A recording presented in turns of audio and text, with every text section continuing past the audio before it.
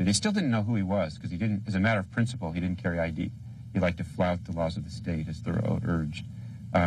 So it took another couple of weeks before they identified him, that he was a kid from Annandale, Virginia.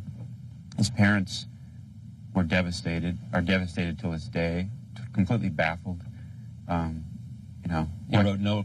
I mean, everything we have about this we know from his journals. Right, his journals, his photographs, and his journals are very terse and cryptic and haunting, but they don't spell everything out. He wrote a couple letters to his sister just before he disappeared, and that's sort of the last real communication with his family.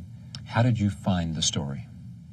How did I do the research? Yeah, right. No. I mean, who brought the story to your attention? I mean, first saw, you did it for Outside Magazine. Right. I first saw a blurb in the New York Times before that I identified him, and immediately I got chills on my back. It's something that struck a personal nerve.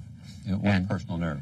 Well, when I was 23, I was young and reckless and did a similarly stupid trip in Alaska, a very serious climb, major solo expedition on the Stikine ice cap to climb a mountain called the Devil's Thumb, and I was very lucky. I survived. If I hadn't, people would have said of me, as they now say of Chris, that I had a death wish. And I know I didn't. And some people say he was out to kill himself, and I feel strongly that he wasn't. I mean, it's a matter. What was your wish? Same thing.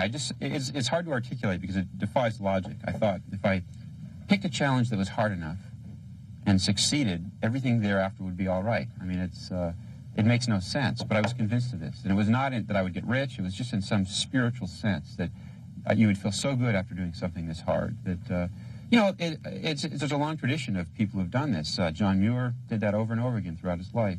People think of Muir as the staid founder of the Sierra Club, a conservationist, but he was a wild man in his youth. He was always doing reckless things, climbing to the edge of waterfalls, climbing peaks. He writes repeatedly of almost dying. He'd